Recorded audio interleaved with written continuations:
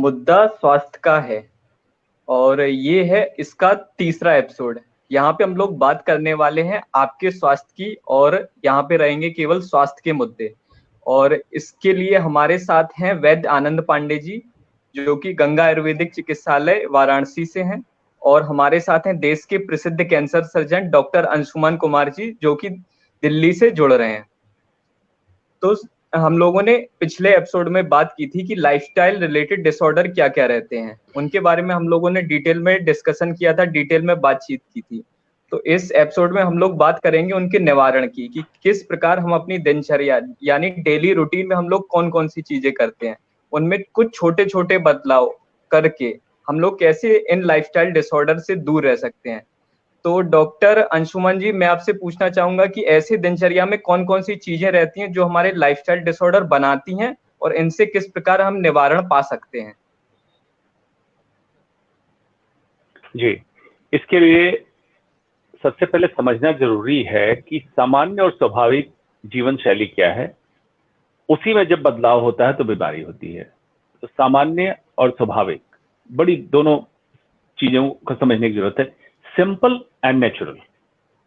आज लोग complex and unnatural की तरफ बढ़ रहे हैं। कॉम्प्लेक्स से मतलब है कि जो चीजें आसानी से हो सकती है उसको बहुत जटिल करना, और जो चीजें नेचुरली हो सकती है उसको अननेचुरल करना। अब इन दोनों की परिभाषा आप समझ लें, आपके जीवन शैली में समझ में आ जाएगी। सुबह से रात तक या पूरे दिन में पूरे आपके आसपास क्या क्या चीजें होती हैं। सामान्य क्या है, पहले भी चर्चा में हम कह चुके हैं, जो चीजें जितनी प्राकृतिक होंगी आपके स्वास्थ्य के हित में होगी। अगर प्रकृति ने बनाया है दिन जगने के लिए, रात सोने के लिए, तो दिन होने का मतलब होता है सूर्योदय और दिन ढलने का मतलब होता है सूर्यास्त। तो जितना इसके पास अपने जीवन को रखेंगे जगने और सोने के समय को, यह सामान्य हुआ। अननेचुरल और स्वाभाविक भी हुआ। अननेचुरल क्या हुआ, इसके उल्टा आप कुछ करें। उदाहरण के तौर पे युवा पीढ़ी आज विदेशों की कंपनियों के लिए काम करते हैं और उनके यहाँ जब दिन होता है, उदाहरण के तौर पे हमारे यहाँ जब रात हो रही होती है तो ये जगते हैं। लेकिन ह्यूमन ब्रेन में सर्काडियन रिदम में मेलाटोनिन और पिनियल बॉडी में ऐसे ऑर्गन्स बनाए गए हैं, भगवान ने दिए हैं, जो कि बायोलॉजिकल क्लॉक को कंट्रोल करता है। उसके हिसाब से जब जगना चाहिए तब इंडियन भारतीय युवा सो रहे हैं, क्योंकि विदेश में उस समय रात हो रही है उसके हिसाब से, और जब उनको सोना चाहिए तब जग रहे हैं। पूरा सब कुछ उल्टा हो गया।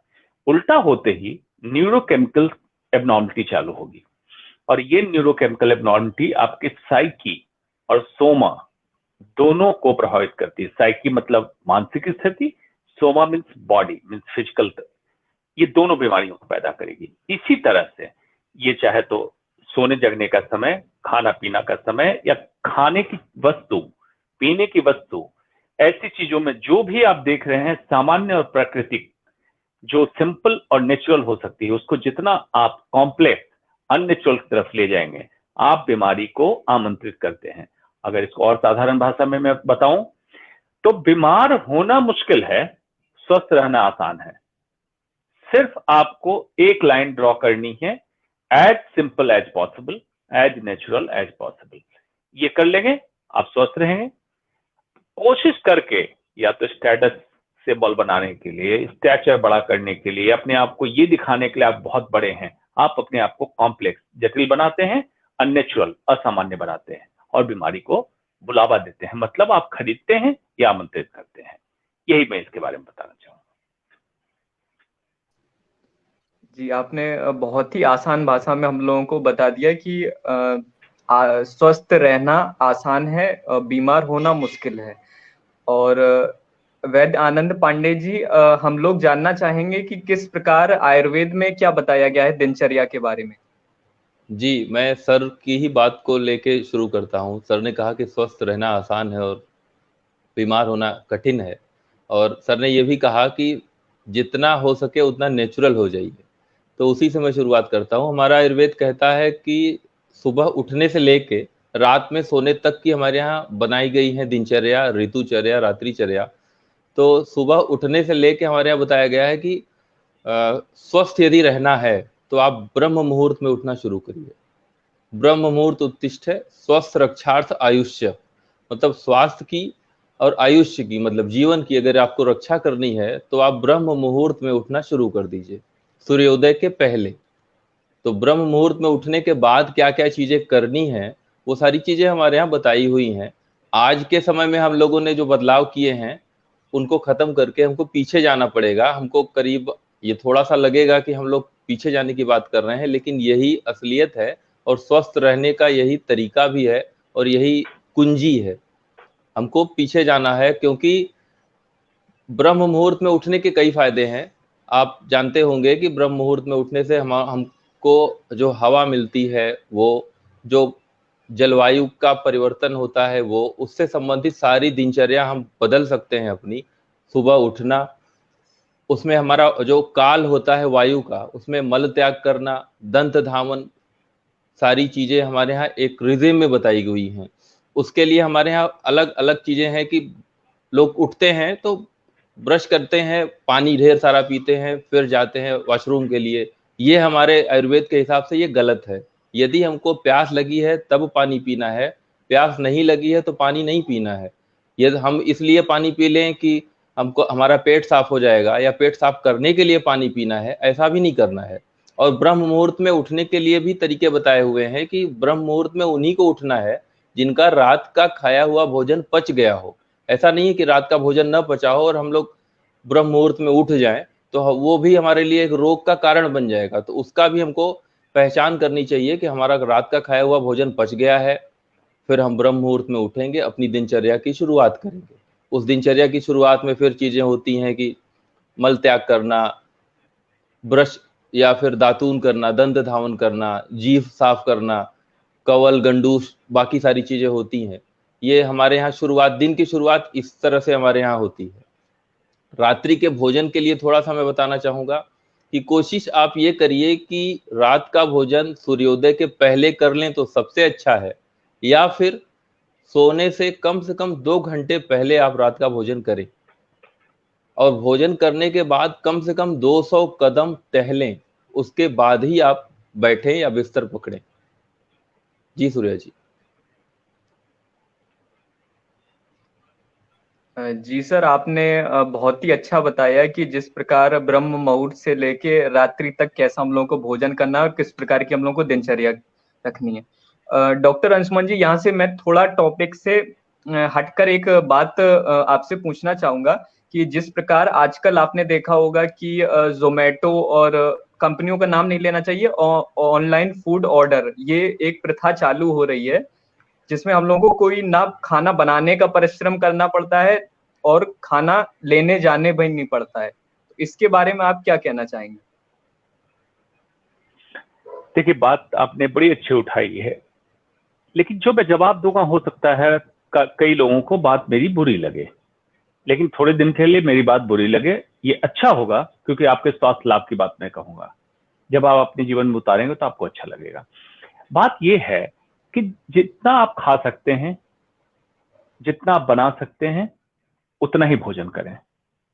अगर आप नहीं बना सकते हैं तो भोजन ना करें। कहने का क्या मतलब हुआ, तात्पर्य इससे क्या है, आप हो सकते हैं बहुत अमीर हो, कहीं से खाना खरीद सकते हो, लेकिन आपका अपना बनाया भोजन आपके मन, आपके स्वभाव, आपके रुचि के हिसाब से होगा। पहली बात, आप अपनी रुचि बदल सकते हैं मार्केट के ब्रांडिंग को, मार्केट के एडवर्टीजमेंट को देख के कि आपको सर्टेन पिज्जा या सर्टेन पैक्ड फूड, जैसा सूर्या ने कहा, आप मंगवाने लगे हो, आपने आदत डेवलप कर ली हो, या आप सोच रहे हो कि ये अच्छा होता होगा।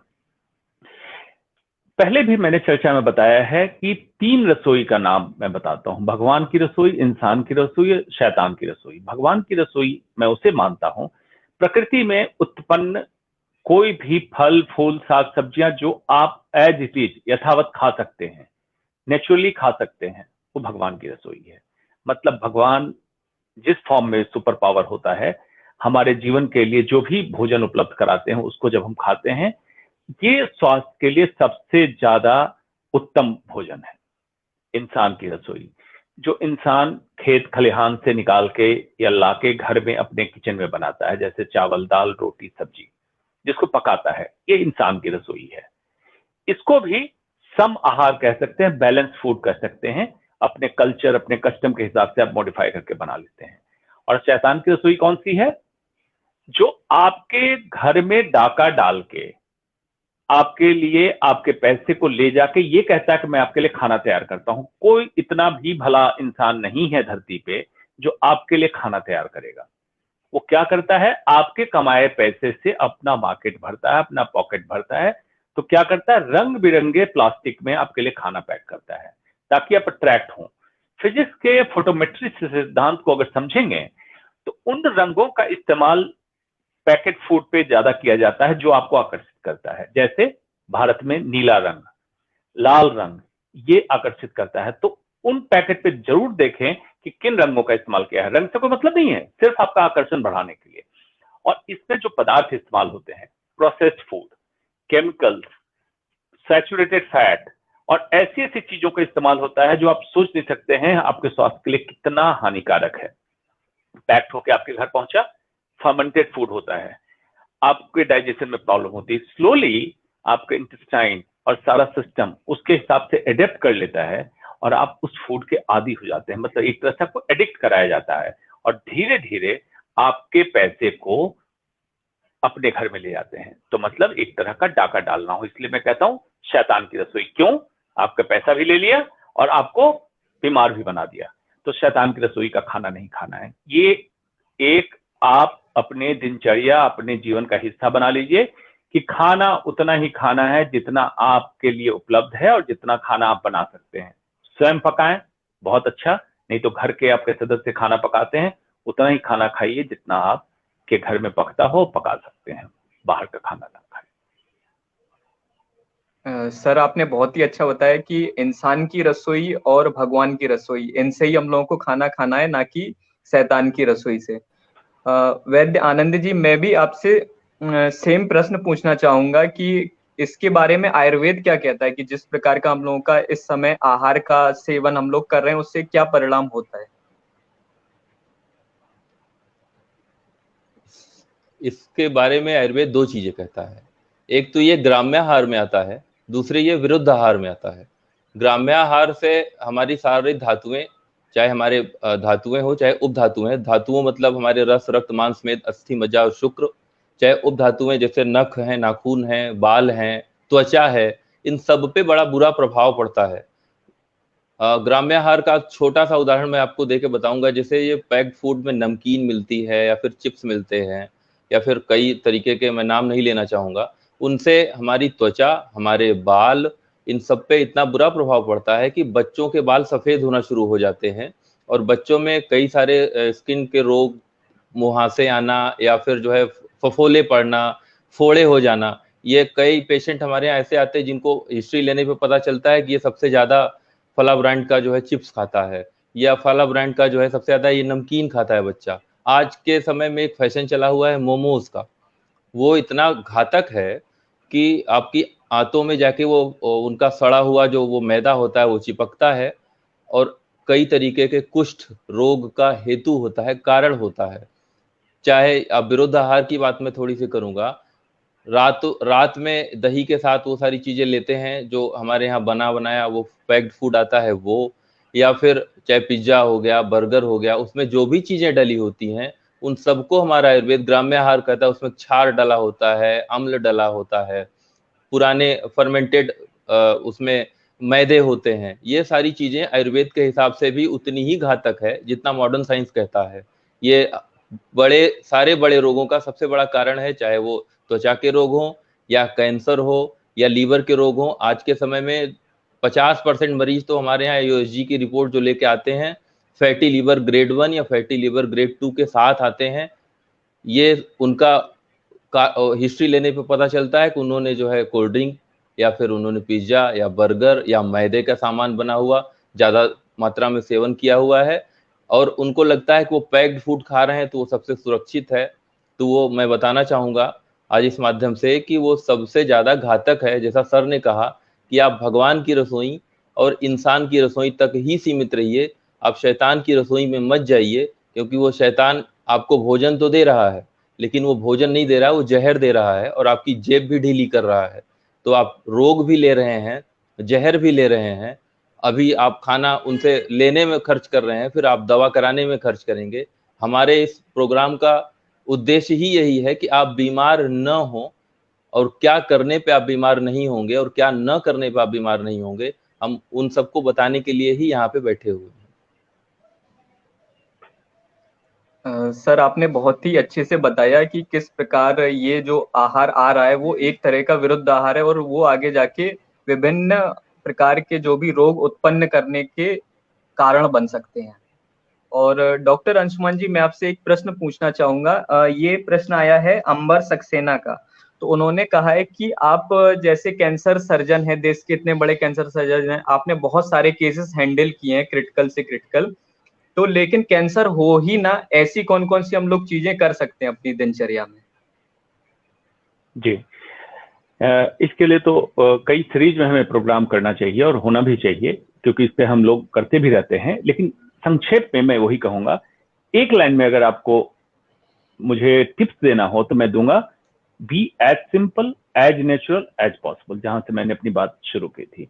मतलब जितना सामान्य और जितना स्वाभाविक प्राकृतिक तौर पे आप रह सकें उतना रहने की कोशिश कीजिए, चाहे तो आपकी मेंटल या फिजिकल दोनों स्थिति में।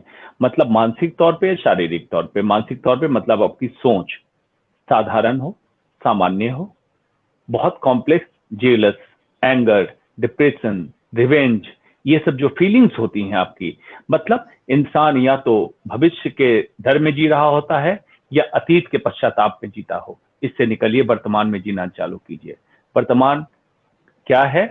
भविष्य के गर्भ से निकलकर अतीत के गर्भ की जाने की दशा को वर्तमान कहते हैं, और ये सबसे तरल दशा है। ब्रह्मांड की सबसे तरल दशा वर्तमान है। तो वर्तमान को आप जीना सीखिए, आपकी थिंकिंग सिंपल, साधारण होने लगेगी। जेलस, एंगर, रिवेंज ये इसलिए होता है कि आप हर समय डरे होते हैं, फोबिया होता है, साइकोसिस होता है कि भविष्य में क्या हो जाएगा, चाहे तो आपके स्वास्थ्य का या आपकी जान, आपकी लाइफ का, आपके पैसे का, नौकरी का, किसी न किसी। जब आप वर्तमान में जिएंगे, वर्तमान आपका उचित तरीके से रहेगा, तो भविष्य बिल्कुल ठीक होगा। और यही वर्तमान आपका अतीत बनता है, तो अतीत भी ठीक रहेगा। इसलिए वर्तमान में जीने की अवस्था को ही जीवन कहते हैं। पहले तो जीवन जीना शुरू कीजिए। दूसरा, उमंग में जीवन जीना शुरू कीजिए, मतलब ब्लिसफुल लाइफ। जीवन जब जी ही रहे हो तो क्रिब ना करो, हर समय किसी न किसी को दोष देना, इसके कारण ये हुआ, इसके कारण ये हुआ। इस मनोदशा से ऊपर उठें। इसके भी रिसर्च अब आ रहे हैं कि ऐसी दशा के कारण ही बहुत सारी बीमारियों का कारण, जिसमें एक कैंसर भी है, हार्ट डिजीज, हाइपरटेंशन, डायबिटीज, ये सब तो है ही। सिमिलर शारीरिक, लोग दूसरी चीजों का बहुत ज्यादा सहारा लेने लगे हैं अपने जीवन को जीने के लिए। तो इंसान के इवोल्यूशन को जब देखा जाता है तो माना जाता है इंसान चौपाया जानवर से प्रोबेबली इवॉल्व होकर दोपाया हुआ है, दो पांव पे चलने लगा, इरेक्ट पोस्चर हुआ। आज इंसान को फिर चलने के लिए वैशाखी की जरूरत होने लगी। वैशाखी क्या हो सकती है? तंबाकू, शराब, सिगरेट या ऐसी वस्तुएं जिनके सहारे वो समझता है कि मैं इसके सहारे चल रहा हूं, वो चाहे मॉडर्न मेडिसिन की, एलोपैथ की गोलियां ही क्यों ना हो। बीपी, शुगर, कोलेस्ट्रॉल, ये सब आपके बीमारी को तैयार करने का तरीका है। इसी तरह से खाना पीना, अब इसको समझिए क्या है, क्या खाना है, इससे बात हो गई भगवान की रसोई और इंसान की रसोई। अब आपको खाने के लिए ईश्वर ने एक पोर्टल दिया है अंदर पहुंचाने के लिए, मुंह का रास्ता, जिससे आप कुछ भी चीज, खाने पीने की चीज आप अंदर उतारते हैं। लेकिन एग्जिट पोर्टल आपके लिए 4 बनाए गए। क्या क्या बनाया गया? मल, मूत्र, पसीना और श्वास। अब देखिए क्या होता है, इंसान खाना बढ़ा दिया, मतलब रास्ता तो जाने का एक ही रहा, लेकिन उसमें भी ओवर ईटिंग करने लगा। जब खाना खाता है तो कहा जाता है कि आधा पेट खाना खाना है। आधा पेट से मतलब ये होता है, कोई मेजरमेंट, कोई कैलकुलेटर, कोई मीटर तो होता नहीं है। कैसे पता चले? जब आपको लगे अभी थोड़ी भूख और लगी हुई है, एक चपाती और मैं खा सकता हूं, तो खाना रोक देना है। खाने के तुरंत बाद पानी नहीं पिए, ताकि खाने पे डाइजेस्टिव जूस अच्छे से काम करे और लिक्विड होके रिफ्लक्स ना हो, जिसके कारण आज देखते हैं एसिडिटी की तकलीफ, GERD, गैस्ट्रोएसोफेजियल रिफ्लक्स डिजीज, बहुत कॉमन हुआ, जो एसोफेजियल कैंसर का एक बहुत बड़ा कारण बना। ये इस कैंसर से बच सकते हैं। और उसके बाद एग्जिट पोर्टल, तो आज इंसान क्या आधे पेट खाने की छोड़ दीजिए, खाना इतना खाता है कि खाना उसके गले तक रहता है और खाना पच नहीं पाता है। और एग्जिट पोर्टल मतलब खाना पचने के बाद इसका मेटाबोलाइट जो निकलना था, वेस्ट प्रोडक्ट निकला, उसके 4 रास्ते बनाए, मल, मूत्र, श्वास और पसीना। अब देखिए श्वास तो चलेगी चलेगी जब तक जीवन है, कैसे भी चल रही है, लेकिन श्वास चलने का मतलब ये जो नॉर्मल चल रही, हाइपर ब्रीदिंग, हाइपर वेंटिलेशन होता है, जिससे मेडिकल साइंस भी मानने लगा कि एसिडोसिस कम होती है बॉडी की। बॉडी का एसिडिक लेवल जब कम होता है तो कैंसर का इंसिडेंस कम होता है। तो हाइपर वेंटिलेशन किसमें होता है? अगर हम प्राणायाम करें, कोई एक्सरसाइज करें, तो आप कैटाबोलिक स्टेट से निकले हुए टॉक्सिन को वायु के द्वारा निकाल देते हैं। पसीना, एयर कंडीशन में आप रहते हैं, कोई भी शारीरिक व्यायाम नहीं करते हैं, योगासन करें, कोई भी व्यायाम करें जिससे आपको पसीना आए। पसीने से क्या होता है, कई टॉक्सिन्स बॉडी के पसीने के रास्ते निकलते हैं और आपके सेल पे डीएनए को डैमेज नहीं करेगा और कैंसर नहीं होगा। मल मूत्र, अब मल में क्या है, आमतौर पे एक इंडियन फूड के स्टाइल से कम सुबह और रात 2 बार मल का त्याग होना चाहिए। मतलब आपको लैट्रिन के लिए जाना चाहिए, पॉटी के लिए जाना चाहिए साधारण भाषा में। आज हालत यह है कि लोग कब्जियत में रहते हैं, 3-3, 4-4 दिन के बाद एक बार स्टूल के लिए जाते हैं, जिससे कोलन कैंसर और कई ऐसे घातक आंतों के कैंसर का इंसिडेंस इंडिया में भी काफी बढ़ गया। और मूत्र का त्याग क्या है, इतना पानी पिएं कि पेशाब का रंग आपका करीब करीब पानी के रंग के बराबर निकले, मतलब इतना साफ निकले, क्लियर वाटर, और नहीं थोड़ा सा हल्का पीलापन लिए हुए निकले। आज क्या होता है, पेशाब लोगों का इतना पीला होता है कि लोग कहते हैं कि डॉक्टर साहब बिल्कुल पीला पेशाब आता है, तो मतलब आपके टॉक्सिन पूरी तरह बॉडी से नहीं निकल रहे हैं। तो अब क्या फॉर्मूला हुआ, 1 एंट्री पोर्टल, 4 एग्जिट पोर्टल, मतलब डालने का रास्ता 1, निकलने का रास्ते 4। इंसान ने क्या किया, 2 या 2.5 रास्ते को बंद कर दिया, 1-1.5 रास्ते से काम चला रहा है। तो 2.5 रास्ते का जो वेस्ट प्रोडक्ट है वो आपके बॉडी में जमा हो रहा है, वो कैंसर का कारक बन रहा है। तो इस तरह से क्या करना पड़ेगा आपको, खाना भी शुद्ध खाना है और खाना पचाना भी है, पचा के उससे टॉक्सिन को निकालना है। तो मानसिक और शारीरिक स्तर पे क्या क्या काम करना है, इसका संक्षेप में तो ये है, बाकी विस्तार में अलग अलग कैंसर के अलग अलग कारण होते हैं, लेकिन अगर इतना भी करें तो कई कैंसर से आप बच सकते हैं, ये बिल्कुल संभव है। आपने बहुत ही आसान भाषा में हम लोगों को बता दिया कि किस प्रकार एंट्री पोर्टल और एग्जिट पोर्टल पे हम लोगों को ध्यान रखना है। और वैद्यानंद पांडे जी, मैं भी आपसे इसी बारे में सवाल करना चाहूंगा कि कौन कौन सी बातों का हम लोगों को ध्यान रखना चाहिए आयुर्वेद के अनुसार भी। जो डॉक्टर साहब ने बताई वही सारी बातें, जो सर ने बताई वही सारी बातें आयुर्वेद भी कहता है। आयुर्वेद भी कहता है कि हमारे अपने पेट को, हमारे यहाँ कुक्षी बोला जाता है, त्रिविध कुक्षी अध्याय में आया हुआ है कि अपने पेट के 3 हिस्से आप करिए, एक ठोस भाग के लिए, एक द्रव भाग के लिए और एक वायु के लिए। मतलब 3 हिस्से अपने पेट के आपने किए, एक भाग में ठोस भोजन आपने लिया, जो भी आप रोटी ले रहे हैं, चावल ले रहे हैं, सब्जी ले रहे हैं, फल ले रहे हैं, द्रव पानी के लिए या दूध के लिए, एक भाग आप वायु के लिए छोड़ दीजिए। उतना भाग अब यदि बांट के आप भोजन करते हैं तब तो आप स्वस्थ रहेंगे, आपको आगे रोग नहीं होंगे। वही 3 मल हमारे यहाँ भी बताए गए हैं, मूत्र, पुरीश और स्वेद। मूत्र मतलब पेशाब, पुरीश मतलब मल पोटी, या फिर स्वेद मतलब पसीना। तो ये मूत्र, पुरीश और स्वेद हमारे यहाँ भी बताए गए हैं, और इन तीनों का अच्छे से साफ होना हमारे लिए स्वस्थ रहने के लिए बहुत जरूरी होता है। आज पसीना न हो उसके लिए बहुत सारे डिओड्रेंट हैं या फिर टेल्कम पाउडर हैं, वो पसीनों को न आने दे बाहर, ऐसा होता है। उससे भी मैंने देखा है कई सारे रोग होते हैं, स्किन के रोग कई सारे लोग लेके आते हैं, तो हिस्ट्री लेने में पता चलता है कि वो फला टेल्कम पाउडर लगाता था इसलिए ऐसा हो गया। पसीना न हो, ईश्वर ने बना के भेजा है तो वो पसीना होने के लिए ही भेजा है, तो पसीना न हो। या फिर जैसे सर ने बताया कि मलाष्टम्भ मतलब कब्जियत लेके लोग बैठे हुए हैं, 8-8 दिन 9-9 दिन तक लोगों की कब्जियत रहती है, वो भी एक बहुत बड़ा कारण है ऐसे रोगों का। पेशाब साफ न होना वो भी एक बड़ा कारण है ऐसे रोगों का। पेशाब जो होती है, हमारे यहाँ बताया जाता है आयुर्वेद में कि मूत्र जो होता है शरीर के क्लेद को बाहर करता है, तो उस क्लेद को बाहर करना भी बहुत जरूरी है। इसलिए उस पेशाब का साफ होना, पूरा होना, खुल के होना बहुत जरूरी होता है। उस पेशाब को रोकना भी एक रोगों का कारण बनता है। तो हमारा आयुर्वेद भी वही कहता है जो सर ने बताया, एकदम सही बताया उन्होंने आयुर्वेद के पैमाने से भी।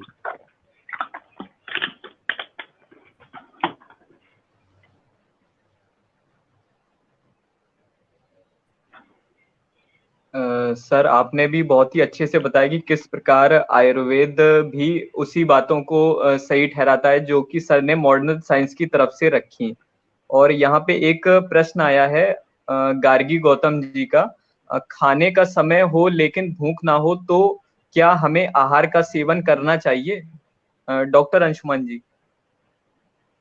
जी, पहले तो देखिए, अभी तक वैद्य सूर्या आपने देखा कि जो बात हम लोग इतने समय से कह रहे हैं, एलोपैथ और आयुर्वेद का सामंजस्य, आज तक आप इतिहास को उठा के देख लीजिए, आज तक की बात मैं कह रहा हूं, आज तक सिर्फ लड़ाई हुई है, modern medicine versus Ayurveda, modern medicine versus homeopath.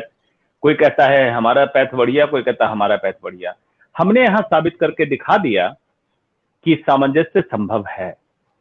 मतलब मॉडर्न मेडिसिन भी वही कहता है जो आयुर्वेद कहता है। इसका मतलब क्या हुआ? इसका मतलब यह हुआ कि अगर ह्यूमन बॉडी है, फिजियोलॉजी सेम होगी, एनाटॉमी सेम होगी, सारी पैथी सेम बात कहेगी। आयुर्वेद एक शाश्वत सनातन परंपरा का हिस्सा है, इसलिए मॉडर्न मेडिसिन में हम लोग जो भी करते हैं हम उसे कहते हैं रिसर्च। मतलब हम दोबारा ढूंढ रहे हैं, कहीं से ढूंढ के ला रहे हो, कहीं तो होगा। इसीलिए मैं कहता हूं कि आयुर्वेद और एलोपैथ का सामंजस्य संभव है।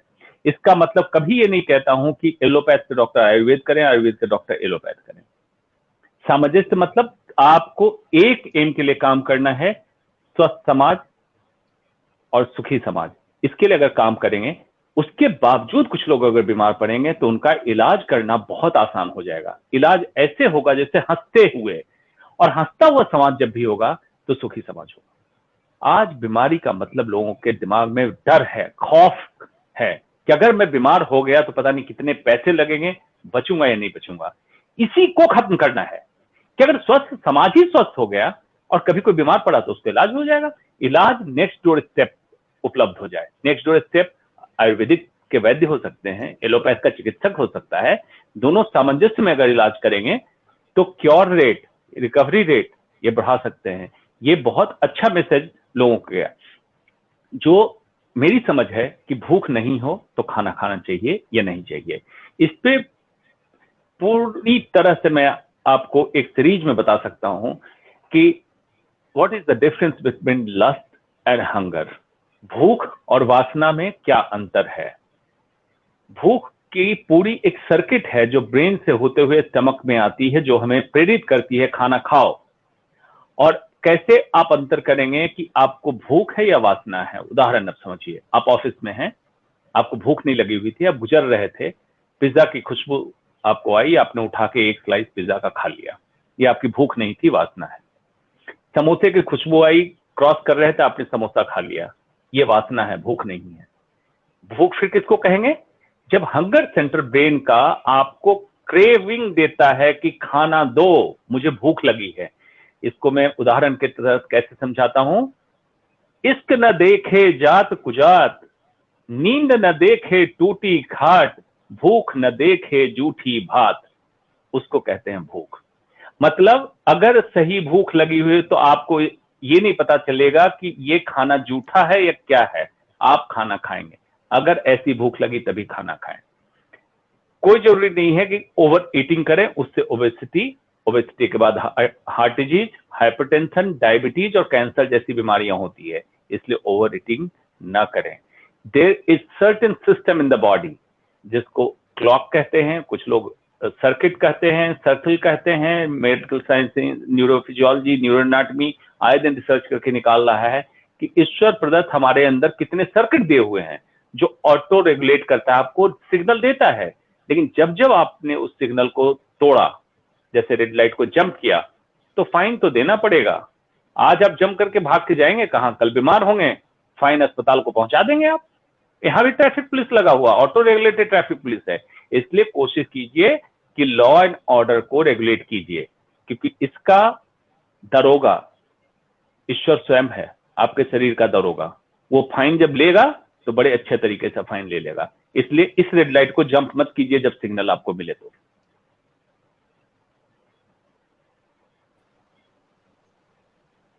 गार्गी जी, आपको अपने सवाल का आंसर मिल चुका होगा। और वैद्यानंद पांडे जी, इसी बारे में मैं आयुर्वेद का पक्ष जानना चाहूंगा कि भूख ना होने पर भी क्या आहार का सेवन कर सकते हैं? भूख न होने पे आहार का सेवन का मतलब होता है कि भूख नहीं है, मतलब पिछला खाना खाया हुआ भोजन अभी पचा नहीं है ठीक से, और पिछला खाया हुआ भोजन नहीं पचा है मतलब उस अवस्था को हमारे यहाँ अजीर्ण बोला जाता है। तो अजीर्ण में फिर से भोजन कर लेना, ये अध्यशन कहा जाता है। एक बार खाया हुआ भोजन नहीं पचा, फिर हमने दोबारा से भोजन कर लिया, ये अध्यशन होता है। और जैसा कि सर ने बताया, सेम वही आयुर्वेद कहता है कि अध्यशन जो होता है, हृदय रोग, त्वचा रोग, या फिर डायबिटीज, मतलब हमारे आयुर्वेद में इसको प्रमेह के नाम से जाना जाता है, इन सारे रोगों का कारण होता है, कारण बनता है अध्यशन। तो अध्यशन की स्थिति में हमारा शरीर न जाए, उसके लिए हमको भोजन नहीं करना है यदि हमको भूख नहीं लगी है।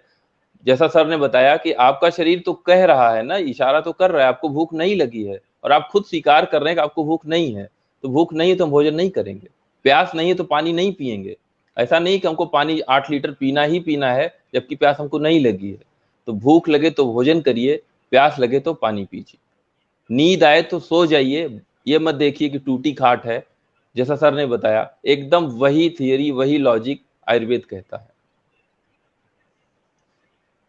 बिल्कुल वैद्यानंद जी, यही सामंजस्य बिठाने की ओर अनुभूति ट्रस्ट लगातार प्रयास कर रहा है, और उसी का एक हिस्सा है मुद्दा स्वास्थ्य का, जो कि जन जागृति के लिए कार्यक्रम चलाया जा रहा है।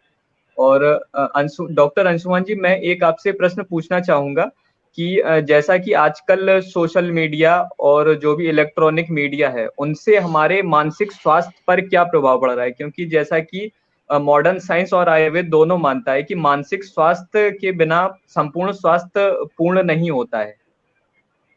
इसके बारे में आप बिल्कुल। क्या कहना चाहिए? देखिए, मानसिक स्वास्थ्य ही नहीं, मानसिक स्वास्थ्य तो एक कोश लेयर जो कहते हैं, अगर आध्यात्म को भी जोड़ लें तो स्पिरिचुअल हेल्थ, आध्यात्मिक स्वास्थ्य भी उतना ही जरूरी है। स्पिरिचुअल हेल्थ, मानसिक स्वास्थ्य के साथ साथ स्पिरिचुअल हेल्थ जरूरी है। अब कैसे सोशल मीडिया आपको कर रहा है, बहुत सारी चीजें आप देखते होंगे। कई लोग मोबाइल पे जब बैठते हैं तो फेसबुक, व्हाट्सएप, ट्विटर, जो भी उनके पास सोशल मीडिया है उस पर खो जाते हैं, उनको पता भी नहीं चलता होगा। लेकिन जब जो सुन रहे हैं दर्शक आज या आगे सुनेंगे, उनसे मैं कहता हूं जरा उस समय आप गौर कीजिएगा, आप अपने आप को झकझोर के पूछिए कि पिछले आधे घंटे या 1 घंटे से आपके दिमाग में क्या चल रहा है। तो शायद आप सिर्फ अपने आप को कोस रहे होंगे पिछले 1 घंटे से, क्योंकि आप देख रहे होंगे किन किन लोगों ने कहां कहां की यात्रा कर ली, विदेश की यात्रा कर ली, किन्होंने नई गाड़ी खरीद ली, किन्होंने क्या कर लिया। मतलब आपके अंदर एक गुबार सा बन रहा होगा, एक पेंटअप इमोशंस जमा हो रहे होंगे, और न्यूरोकेमिकल्स कहीं ना कहीं आपको अंदर से धक्का दे रहा है या आपको प्रेरित कर रहा हो किसी ऐसे काम के लिए जो आप नहीं करना चाहते होंगे, नॉर्मली होशो हवास में आप नहीं करना चाहते होंगे। दूसरा क्या होता है, आज एआई का जमाना है, आर्टिफिशियल इंटेलिजेंस का जमाना है। जो भी चीजें आप स्क्रॉल करते हैं, जो भी चीजें आप सर्च करते हैं, उन चीजों के तहत सोशल मीडिया आपके लिए प्राइम करता है, और आपके पास एडवर्टीजमेंट उन्हीं प्रोडक्ट्स के आने लगते हैं। स्लोली आप उनके पोटेंशियल कस्टमर बनते हैं, तो आपके पॉकेट्स को भी खाली करता है। पॉकेट्स खाली होता है, फिर एक फाइनेंशियल डेफिसिट में आप जा सकते हैं, या हो सकता है आपके खरीदने की क्षमता ना हो, ईएमआई पे खरीद लें। ईएमआई पे खरीदेंगे, आपके पास पैसे नहीं थे, अब फिर स्ट्रेस बढ़ा, फिर पैसे ज्यादा कमाना चाहेंगे तो जरूरत से ज्यादा आपको भागना पड़ेगा, तो शारीरिक तंगी आएगी, मानसिक तंगी आएगी, और ये एक मकर जाल में आपको पूरी तरह से उलझा के रखेगा। एट द सेम टाइम मैं क्या कहता हूं, टेक्नोलॉजी का इस्तेमाल बिल्कुल कीजिए, साइंस एंड टेक्नोलॉजी को अपना गुलाम बना के रखिए, ना कि आप उसके गुलाम हो जाइए। आप इंसान हैं, आपको ईश्वर ने बनाया है, आप न बन जाएं जो इंसान ने बनाया है। उस टेक्नोलॉजी को आप इस्तेमाल करें, बिल्कुल सोशल मीडिया का इस्तेमाल करें पब्लिक तक पहुंचने के लिए, अपनी बात पहुंचाने के लिए, पब्लिक की बात को जानने के लिए, न कि आप इस्तेमाल हो जाएं।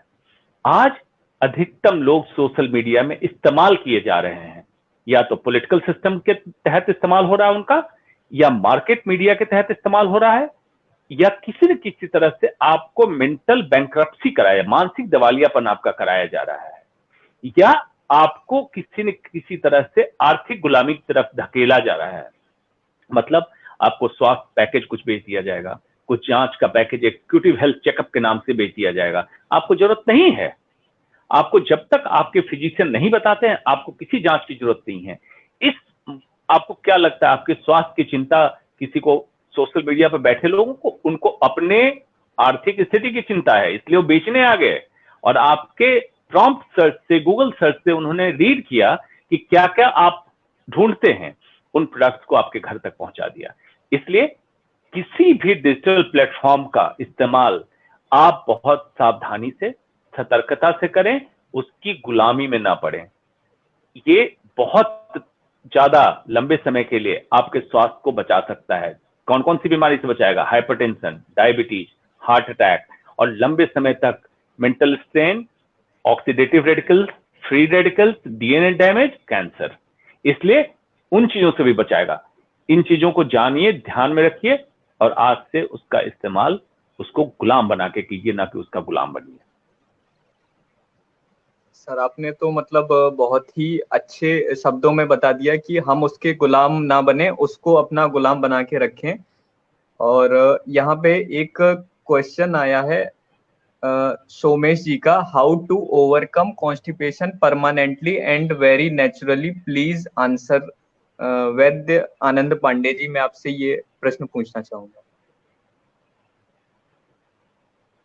इसके लिए तो फिर पहले हमको उनकी दिनचर्या में बदलाव करना पड़ेगा, उनके आहार में बदलाव करना पड़ेगा, उनका सोना, उनका जगना, उनका खाना, ये सारी चीज़ें देखनी पड़ेंगी कि उनकी डाइट में क्या फाइबर है, कितना फैट है।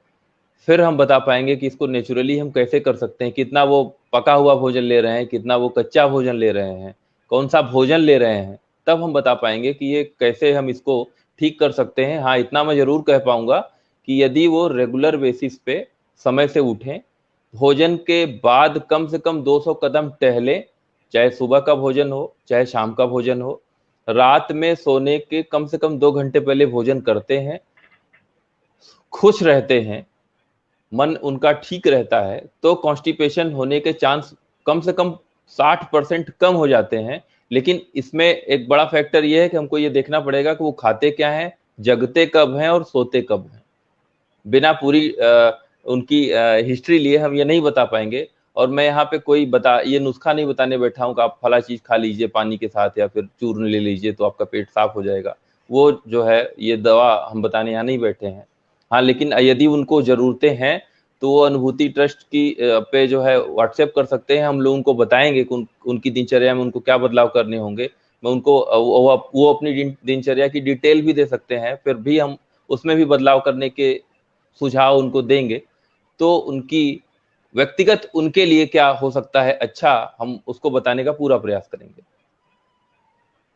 बिल्कुल। ये और आनंद जी ने बड़ी अच्छी बात कही कि पर्सनलाइज्ड मेडिसिन, आज जमाना इसी का आया है। पर्सनलाइज्ड मेडिसिन मॉडर्न साइंस भी मानता है कि ओवर द काउंटर मेडिसिन ना लें, कहीं भी गूगल सर्च करके कोई भी इलाज ना करें, बहुत घातक हो सकता है।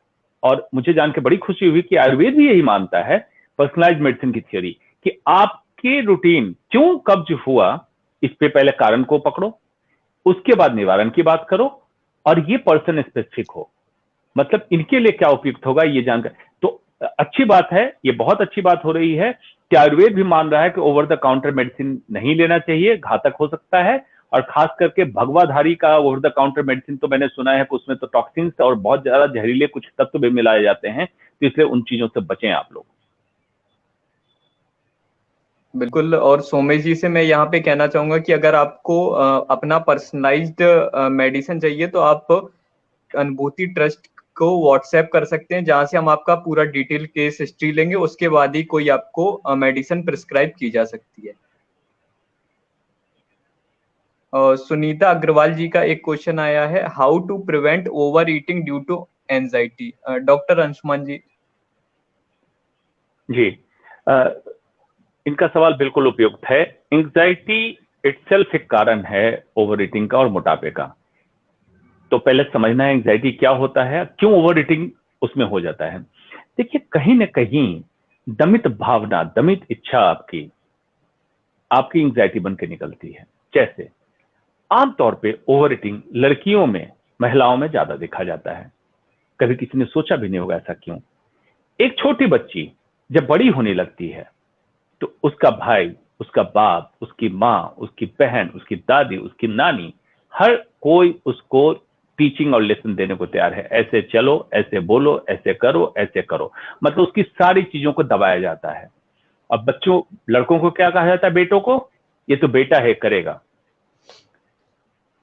अनुशासित जीवन अलग है और दमित जीवन अलग है।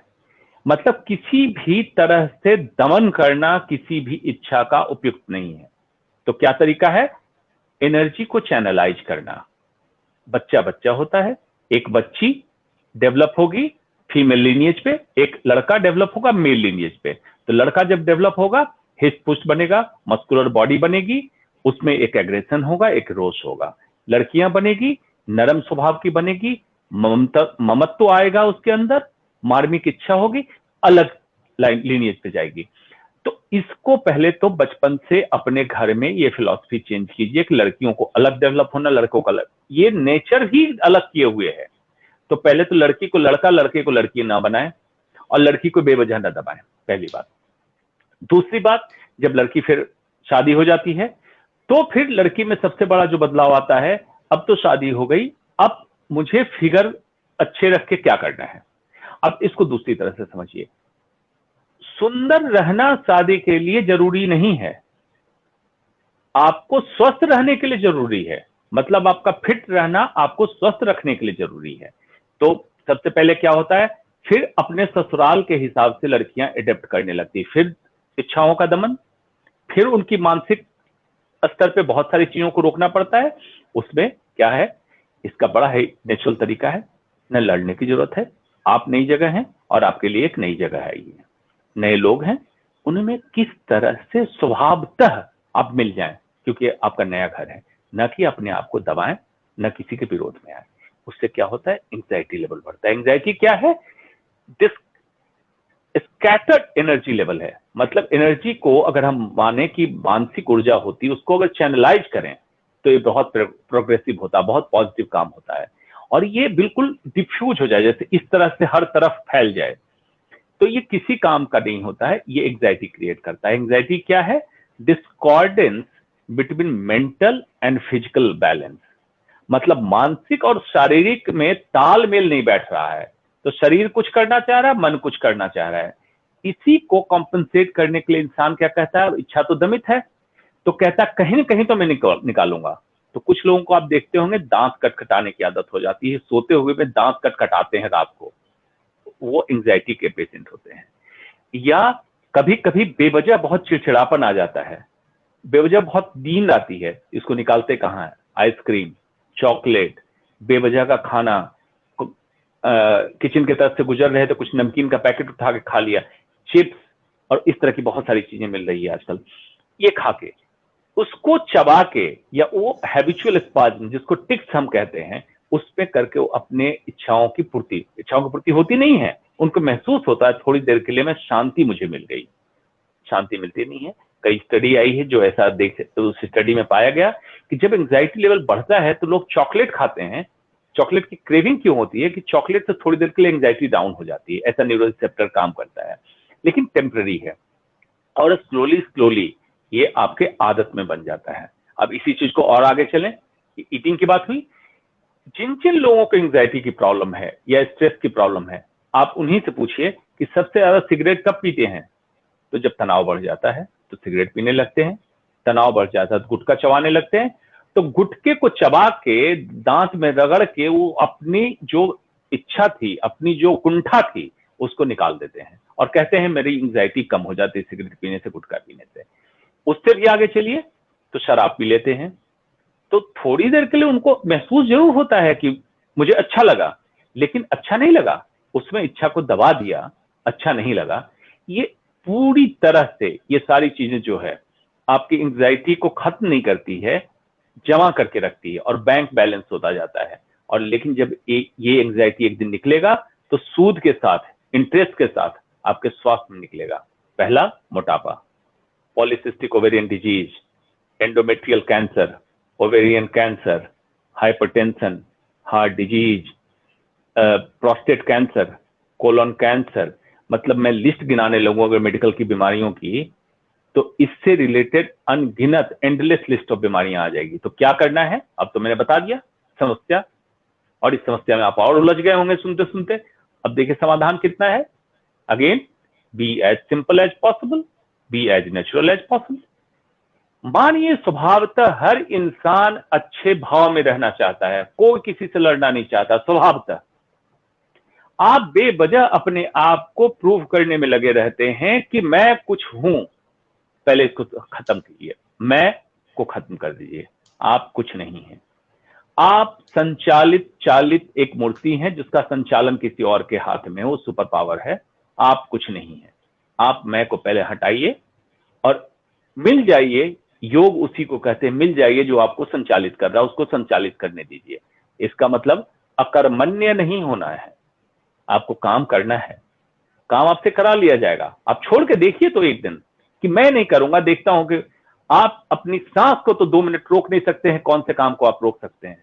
आपके अगर इतनी ताकत है तो अपनी सांस को 2 मिनट रोक के दिखा दीजिए, तो आप काम नहीं रोक पाएंगे, अकर्मण्य नहीं हो पाएंगे। आप छोड़ दीजिए, आपसे काम करा लिया जाएगा।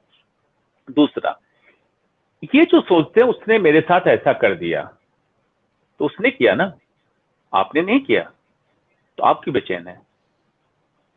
उदाहरण के तौर पे आपके पास कोई गिफ्ट लेके आता है, आप गिफ्ट नहीं लेते हैं, तो क्या करेगा इंसान? गिफ्ट अपना ले जाएगा वापस। तो कोई आपको अगर गाली देने आया, आप मत लीजिए उसकी गाली, उसकी गाली वो लेके जाएगा वापस। आप अपने स्वभाव को बदलिए, एंग्जाइटी कम हो जाएगी। एंग्जाइटी कम हो जाएगी, chocolate, chips, ice cream, biscuit, over eating, शराब, गुटखा, सिगरेट सब बंद हो जाएगा आपका। बड़ा सिंपल फॉर्मूला है। अगर समझने की कोशिश करते हैं तो आप जुड़िए कार्यक्रम से, आपको ऐसे ऐसे तरीके बता दूंगा कि आपके जीवन से सारे वेस्ट प्रोडक्ट जो हैं आपके जंक बॉक्स में डले हुए सब निकल जाएंगे, और आप एक बिल्कुल transformed person, all together transformed, एक बिल्कुल रूपांतरित व्यक्ति निकल के आएंगे। और आप ही अपने अतीत के जीवन को जाके देखेंगे, मैं क्या जीवन जी रहा था, अब कितना बेहतर जीवन, उत्तम जीवन में जी रहा हूं या जी रही हूं। इतना मैं कहना चाहूंगा एंग्जाइटी के बारे में। बिल्कुल सर, और प्रोग्राम की स्टार्टिंग वाली ही बात मुझे फिर से ध्यान आ रही है कि स्वस्थ रहना आसान है और रोगी होना मुश्किल है, और यही हम लोगों को ले जाता है अच्छे स्वास्थ्य की ओर। वैद्यानंद पांडे जी, एक क्वेश्चन आया है रजनीश शर्मा जी का, अगर किसी मरीज को कैंसर हो जाए तो उसको आयुर्वेद के मुताबिक किस प्रकार का आहार ग्रहण करना होगा? इसके लिए तो हमको ये देखना होगा कि उनको कैंसर कहाँ का है, स्पेसिफिक करके तभी हम बता पाएंगे। लेकिन मैं उनको बताना चाहूँगा, आयुर्वेद के चश्मे से अगर देखा जाए तो दूध, मतलब गाय का दूध, जो भी अनाज लेते हैं उसमें किसी भी तरीके का कोई इनऑर्गेनिक फर्टिलाइजर न डला हो, सारे उसमें जो भी खादें डली हो ऑर्गेनिक डली हो। जो भी सब्जियां लेते हैं उसमें कोई केमिकल न डला हो, कोई पेस्टिसाइड न डला हो, किसी भी तरीके का उसमें यूरिया, डाई, पोटास वगैरह कुछ न डला हो, गोबर की खाद से बनाया हुआ उगाया हुआ वो सब्जी हो, ये लेंगे तो सबसे अच्छा है। इससे अच्छा आहार उनके लिए कुछ नहीं होगा, और इससे अच्छा आहार स्वस्थ व्यक्ति के लिए भी नहीं होगा, उनको आगे कैंसर न हो उनके लिए भी।